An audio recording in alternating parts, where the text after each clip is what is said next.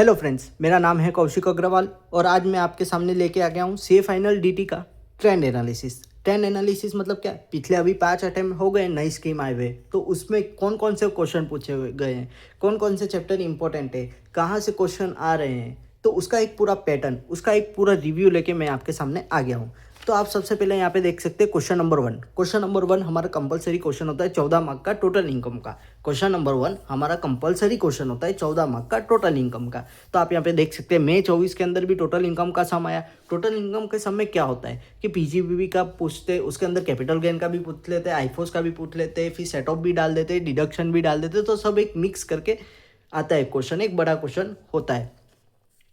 फिर नवंबर 24 में उन्होंने क्या किया, टोटल इनकम का तो सम पूछा ही, पर उसमें क्या करते हैं वो लोग 115 BAA भी एडिशन में पूछ लेते हैं, तो उसमें थोड़ा कैलकुलेशंस बड़ी हो जाती है, बड़ा सम बन जाता है वो देखने जाते हैं। तो मई 25 में भी उन्होंने ऐसा ही किया, टोटल इनकम के साथ 115 BAA पूछ लिया।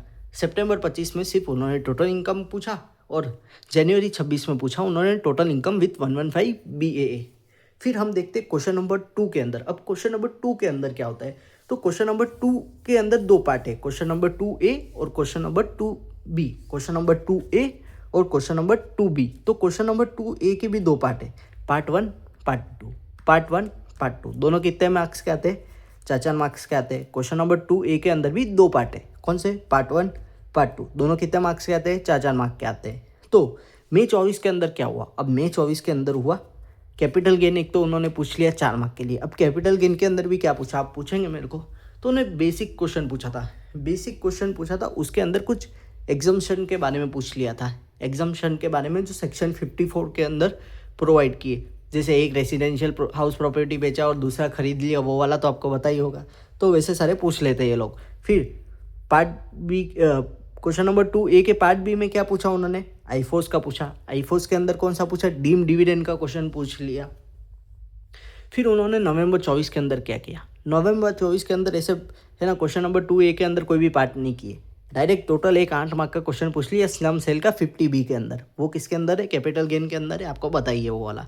अब उन्होंने मई 25 के अंदर भी ऐसा ही कुछ किया, ऐसे कोई टुकड़े नहीं किए, क्वेश्चन नंबर 2A के कोई भी टुकड़े नहीं किए, पूरा 8 मार्क का सिंपल पूछ लिया। फॉर्म LLP के जब भी क्वेश्चन आया, फॉर्म LLP के साथ उन्होंने SEZ भी डाल दिया और 10AA वाला जो डिडक्शन मिलता है SEZ को, वो वाला भी पूछ लिया था उन्होंने, और AMT वाला भी पॉइंट उसमें डाल देते हैं वो लोग।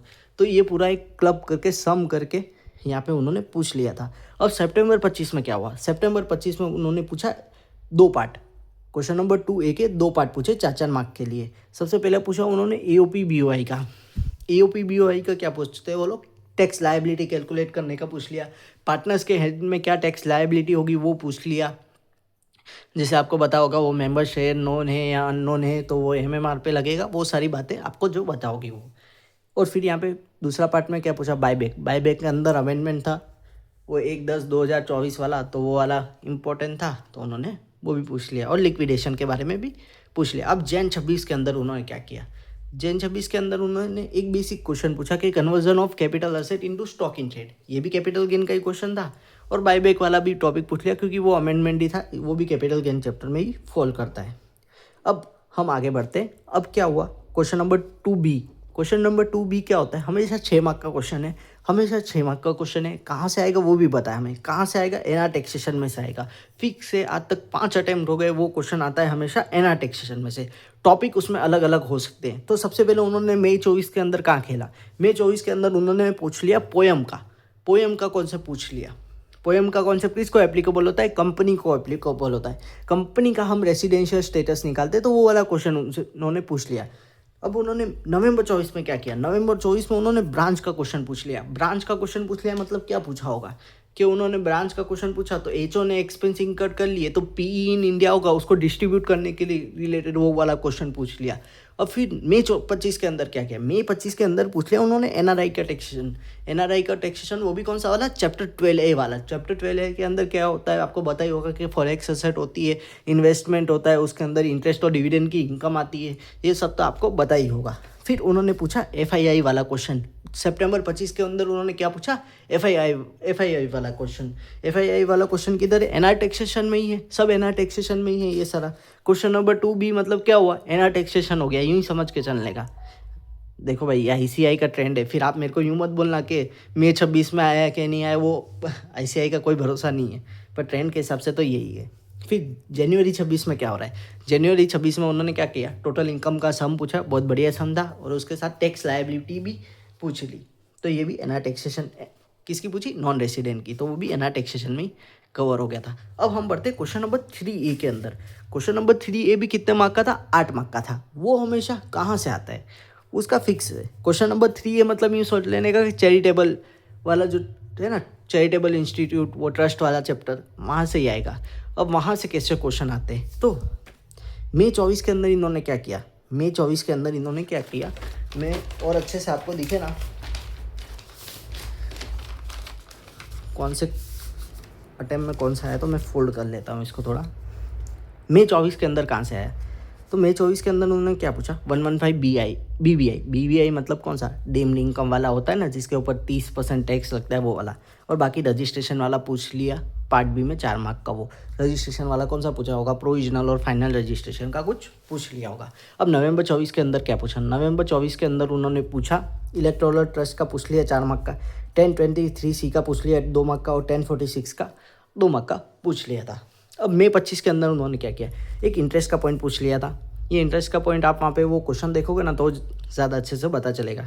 फिर उन्होंने बोला 11/5 का एक क्वेश्चन पूछ लिया था। 11/5 मतलब क्या, सेफ मोड में इन्वेस्ट किया है कि नहीं, वो वाला पॉइंट। और एक TDS रिलेटेड क्वेश्चन पूछ लिया था। TDS मतलब जिसमें डिडक्ट करना चाहिए था, नहीं किया होगा तो वो चीज़ को अप्लाइड नहीं मानेंगे, वो चीज़ को अप्लाइड नहीं मानेंगे। फिर उन्होंने क्या किया, सितंबर 25 के अंदर क्या किया, टोटल इनकम कंप्यूट करने का क्वेश्चन पूछ लिया था। और जनवरी 26 में भी उन्होंने टोटल इनकम कंप्यूट करने का क्वेश्चन पूछा 6 मार्क का, और 2 मार्क का 1023C के अंदर पूछ लिया।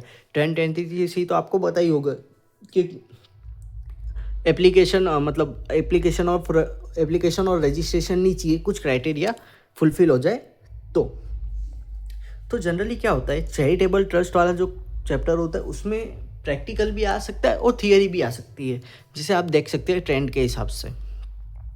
अब क्वेश्चन नंबर 3B 6 मार्क का आता है। हमेशा DTAA का ही क्वेश्चन होता है। DTAA का क्वेश्चन थोड़ा मुश्किल होता है सॉल्व करना, क्योंकि इसमें बहुत सारे प्रोविज़न इंडिविजुअल के रिलेट होते हैं। पर हम जब ये इसका रिवीजन देखेंगे ना, तो मैं उसके अंदर आपको सब पॉइंट्स लिखा दूंगा कि वो कैसे सॉल्यूशन हो गया।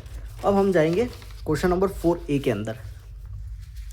क्वेश्चन नंबर 4A कहाँ से आता है, क्वेश्चन नंबर 4A कहाँ से आता है, अभी हम उसकी बात कर लेते हैं।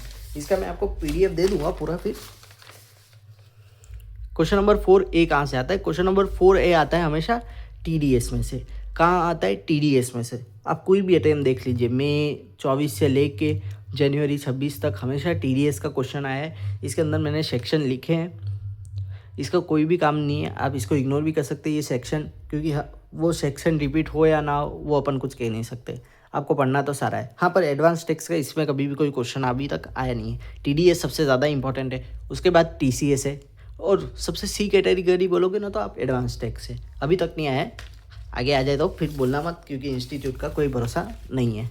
फिर क्वेश्चन नंबर 4B 6 मार्क का हमेशा आता है, वो हमेशा ट्रांसफ़र प्राइसिंग का ही है। क्वेश्चन नंबर 4B है ना, हमेशा ट्रांसफ़र प्राइसिंग का ही है। और उसमें भी है ना, ये लोग मेथड्स ज़्यादा पूछते हैं, cup method, resale price method, और जैसे यहाँ पे पूछ लिया था जनवरी 26 में कॉस्ट प्लस प्रॉफिट मेथड।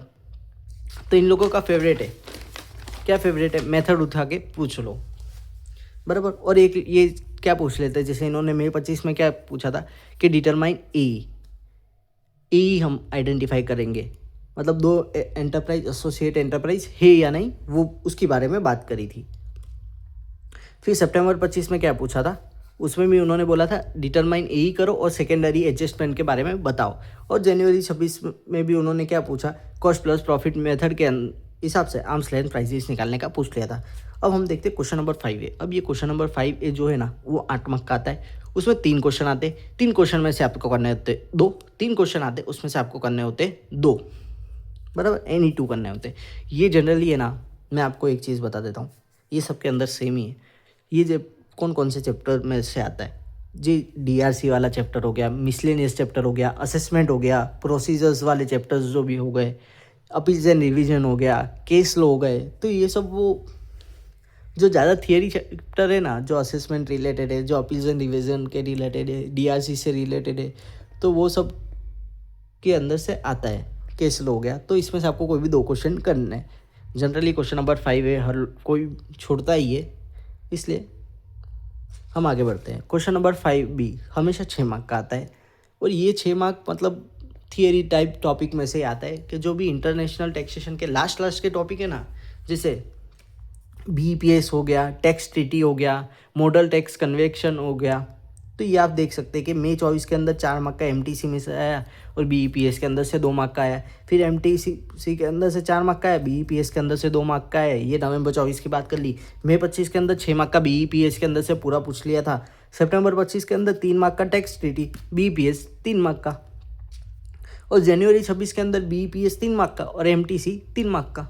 अब सबसे आसान चीज़ question number 6A। Question number 6A fully predictable चीज़ है। उसके अंदर 6A के अंदर 2 पार्ट होते हैं, पार्ट 1 पार्ट 2, और क्वेश्चन नंबर 6B भी एक होता है। तो क्वेश्चन नंबर 6A का पार्ट 1 कितने का आता है? 6 मार्क का। वो कहाँ से आता है? हमेशा टैक्स ऑडिट में आएगा। टैक्स ऑडिट का ही क्वेश्चन मिलेगा आपको। इस बार जनवरी 26 में टैक्स ऑडिट का क्वेश्चन थोड़ा अच्छा आया था, MSME वाला पॉइंट उसमें डाल दिया था। जनरली पिछले अटेम्प्ट्स में वो जो बुक में क्वेश्चन दिए होते वो वाले ही आ रहे थे, पर इस बार क्वेश्चन नंबर 6 बेस्ट था जनवरी 26 के अंदर। अब क्वेश्चन नंबर 6A का पार्ट 2 कहाँ से आता है? वो 4 मार्क का आता है, वो फिक्स आता है। कहाँ से आगे? गार में से आ जाता है। टैक्स मैनेजमेंट या टैक्स कंप्लायंस हो रहा है कि नहीं, वो वाला क्वेश्चन आता है। तो वो सारे क्वेश्चन आते हैं इसमें जनरली। फिक्स है पैटर्न, मई से लेकर जनवरी 26 तक अभी तक यही पैटर्न रहा है, इसमें कोई भी चेंज नहीं हुआ है। क्वेश्चन नंबर 6B हमेशा 4 मार्क का आता है। एडवांस रूलिंग में से ही क्वेश्चन आएगा।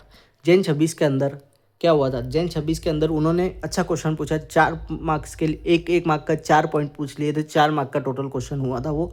उसमें पूछा था एप्लीकेंट फाइंड करो, ऐसा भी क्वेश्चन आ सकता है।